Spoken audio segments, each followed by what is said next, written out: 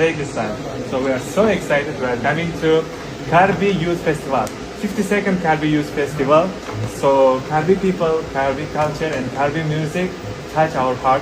So we will bring Biz ham bu safar and beautiful bolajonlarim music with us. Hindistonning So eng chekka shtatiga ketishyapti.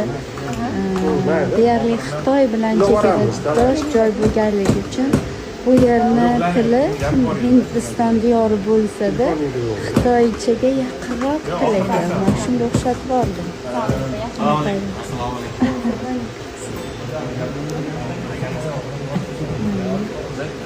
Chalib beradiganlar bilan Navo kanalida. Bugun Navo kanalida jonli efir.